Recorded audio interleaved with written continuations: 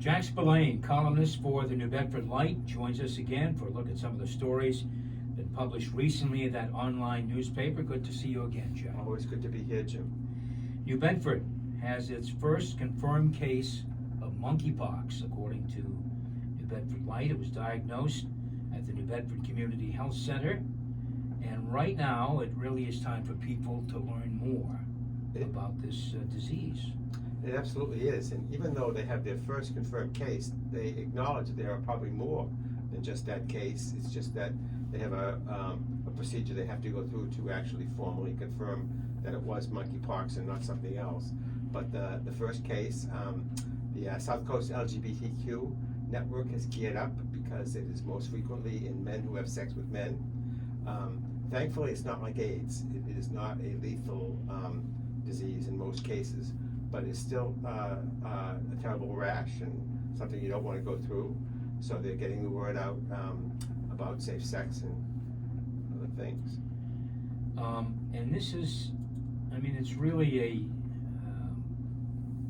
I read the article that was posted this week by Colin Hogan at newbedfordlight.org, and really, I think it contains a lot of good information, and people should read it. It absolutely does, and if someone in your family does have monkeypox, then you don't have to be gay to get it. So it is a danger to anybody because it is transmitted skin on skin. So it is something that, you know, New Bedford was not going to escape this.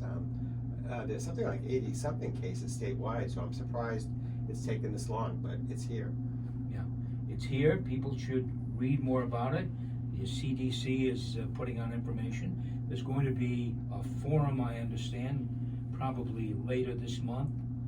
25th, I believe. The 25th, to talk about this, get people interested, involved. Plenty of information is available on the CDC site and also in Colin's article. I mean, it's a terrific article, so people should start paying attention here. Colin Hogan is a terrific young reporter we have over at the Light. He just graduated with a master's degree from Columbia. Well, lucky to have him. Knows his stuff. Okay. Shell fishermen still taking it on the chin here in New Bedford. Year after year, shell fishing areas in New Bedford are often closed because of raw sewage coming from the city of New Bedford into Clark's Cove and other parts of the Outer Harbor. It's called the CSO problem that the city is taking steps to correct, but we've been hearing about this problem for 20 years, at least. You and I, Jim, have been writing about this problem for the whole time we've been reporters in New Bedford. In defense of the city, it is a billion-dollar problem. I think that they spent a quarter of $250 million, most of it coming from the federal government, trying to separate those combined sewer outflows, which have the stormwater in the sewage coming out in the same pipes. When that happens, the harbor and Clark's Cove get polluted, and you can't fish. Now, in this particular case, they say it's a little bit of a disagreement between the state and the measuring procedures that the state is using versus what the city feels is safe, and they're trying to work that out. But it is sad there's only 2 or 3 commercial shell fishermen working in the inner harbor and the outer harbor in Clark's Cove, but still, it's their livelihood, and they've really taken a hit. They have boats to pay off and different things. Now, the city, I guess, has worked out a deal with the federal government to spend another $235 million over the next 13 years to fix the problem. Hopefully, there's some federal money coming along to help with that cost. If not, the taxpayers are going to take it. Yeah, there is some frustration on the mayor's part that the taxpayers have to shoulder most of this. It seems like a big enough project that the federal government would consider getting involved. You may remember from a year or so ago, the city council dragging their feet on trying to honor that agreement that the city had worked out with EPA. And if they don't, they could get in legal trouble because the EPA will try to enforce it. Yeah. So the council wanted more ARPA money.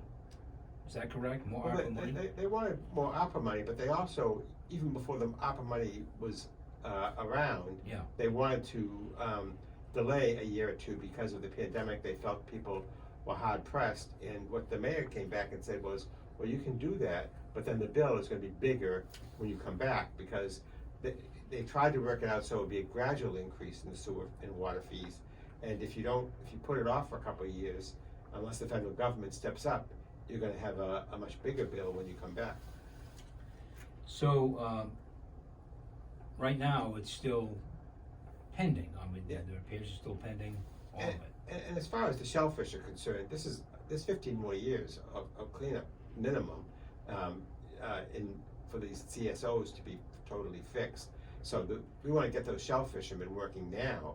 So whatever provision the state, there's been talk about removing them to clean the waters a little bit further out. The shellfishermen say those waters are harder to fish. There's talk about the state and the city clarifying their rules as to what's clean, what's not clean. But the real effort here is to get those shellfishermen working again. Yeah, you're right, it's more than 20 years. I'm just thinking back here. It's been well over 30 years. 30 years. Since So, we've and been they're not writing. done. And they're not done yet. Since we've been writing about this. Well, you've been writing. Yikes. Okay, so you recently wrote about the city's desire to plant more trees and create heat islands. Is that Eliminate the heat island. eliminate the heat islands? Right. All right, tell me what the plan is. So this again was a story that Colin Hogan originally wrote, and then I did a commentary on it after he wrote it. I often get accused of being a tree hugger when I write these stories, and I'll take that accusation. So heat islands, and we've all known about them. If anybody who's ever watched the weather knows that you see 10 degrees hotter in Boston or 5 degrees hotter in Providence. We always see those reports because urban centers have a lot of asphalt, a lot of concrete, and they're hotter. Well, as climate change, is making every summer hotter than the last, it's becoming an increasing problem. So what do you do with these people who are stranded? So one way is to plant a lot of trees, but trees, of course, take a generation to grow up. The city under Mitchell has certainly planted more trees than any other mayor that I've known. He points out that for a while the city was hard pressed; they didn't plant many trees at all. But beyond the trees, you're going to have to come up with some problems. They have these cooling centers.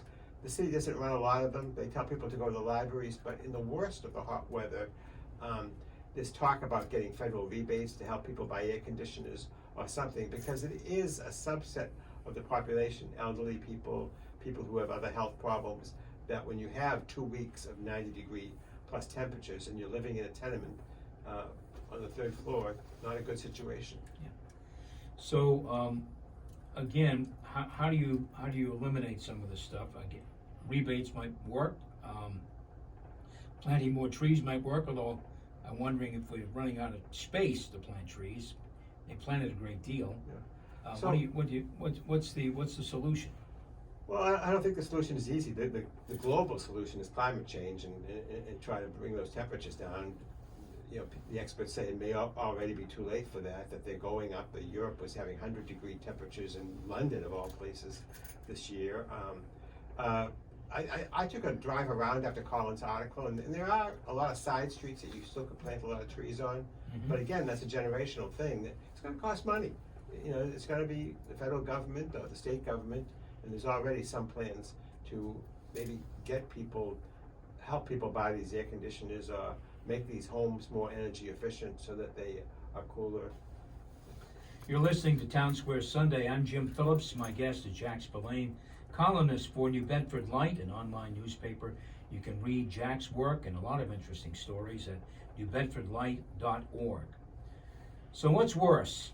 A billionaire Dutch family buying up more of the New Bedford fishing fleet and paying its crew members a barely livable wage, if that, or Carlos Raphael and his shenanigans on the waterfront, where he underreported how much fish his boats were catching, and selling that fish, not at the daily auction, but to New York wholesalers, rather, willing to pay a hefty price. That amounted to price fixing and collusion, and he spent 4 years in jail for that. What's worse? So that was a column I wrote, again, after another young reporter, Will Sennett, spent 9 months with ProPublica investigating the waterfront. And what he found was a lot of private equity has flooded into the waterfront as reinvestment to boats and seafood companies, and that those corporate outfits that have come in, he documented how some of them are not paying their what I would call nickel and diming the crews by charging them for all kinds of things. That always went on the waterfront. You had the concept of shack, which was off the books fish that was given to the crews and divided up. What I was trying to wonder about in that column, Jim, was we all know about the corruption that Carlos, and not just Carlos. For years and years. Yes, the waterfront has long been a place where you have a commodity fish that goes bad quickly, and the cash transactions that go back and forth. A whole bunch of people have had tax evasion problems and other problems that they've been convicted of. But it was local people that we tended to know. Some of them were rough characters, and I just wonder whether, and to be fair, the crews, especially not the captains were treated a little better, but the crews never made much money. It was the boat owners, let's be honest, who made the money down there. And so, but it seems like these remote corporate people that are part of a Manhattan investment house, which is in turn part of a holding company in Switzerland, which is in turn owned by a Dutch family.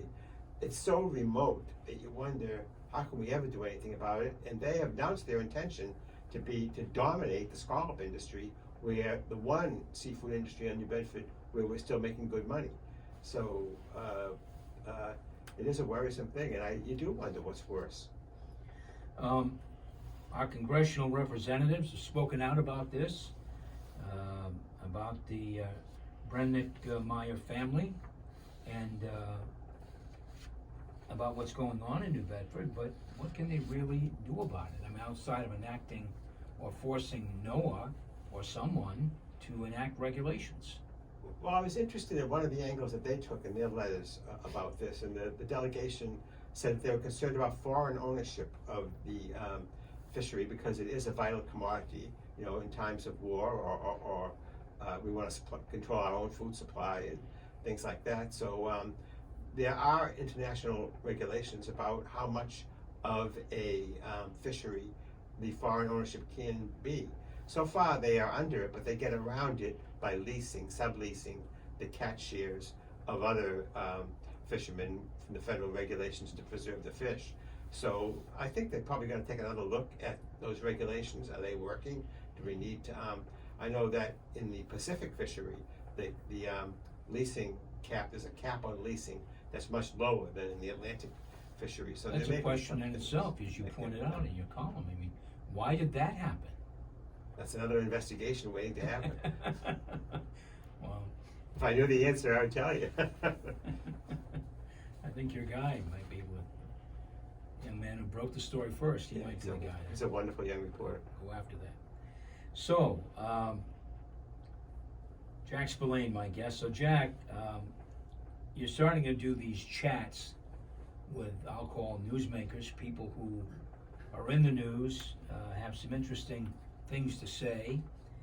Your first one, or at least the first one I can recall, is Dr. Shannon Jenkins, UMass Dartmouth political science professor and chair of the Dartmouth School Committee. Of course, there was a controversy there with the Indian name in Dartmouth. But you got another one coming up later this month. Tell us about it. Yeah, so we're going to use the chat forum to do not really a debate, because we're not going to time people or anything like that, but we're just going to have a chat with the 3 Democratic candidates for Bristol County Sheriff, and then in the final election we'll make the same offer to do one with the final candidates. So those 3 candidates are Attleboro Mayor Paul Heroux, Fall River lawyer Nick Bernier, and retired Somerset Police Chief George McNeil. And we're going to have them in, and this is done by way of a Zoom. You can do all kinds of things now, and it's just a conversation as if I was interviewing you. The one with Shannon Jenkins, if you saw some of it, we didn't really talk about the Indian controversy so much as the deep divisions in the country between left and right. And as a political scientist, she talked about how worried she is and how the rise of social media has really changed the media game, and she's not even sure we're going to be able to solve it easily. So we've done a few of them now. We did another one with a group of women who are trying to address the abortion desert in southeastern Massachusetts. We did one with the artists. So I'm having fun doing video. Okay, that's good. All right, every time you're on, we ask this question. What are you working on? Well, I just tipped my hand just now, and what I'm working on is the preparations for that chat. I've done interviews with all three of the candidates, found out some interesting things about how they're approaching the race, how they're raising their money, and what their law enforcement and prison backgrounds are for this job. Yeah, and you know, some have more experience than others in law enforcement, but the fact is, all are running to face Tom Hodson in November, and it should be an interesting primary. Yeah, and in my pre-interviews, I found out that all three of them have a little bit of a different approach, even though I think it's fair to say that they're all a little more progressive than Sheriff Tom Hodgson, but they have a different approach to things, and I think it'll be interesting for people to hear what they have to say. My guest has been Jack Spillane, columnist for the New Bedford Light. Jack joins us periodically to touch on recent stories about New Bedford and surrounding communities, and you can read Jack's work by visiting newbedfordlight.org. Thank you, Jack. Thanks, Jim. See you soon. See you soon. All right. Stay right here. Townsquare Sunday returns in just a moment.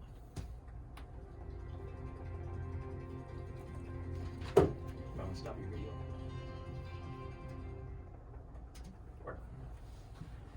Well, easy enough.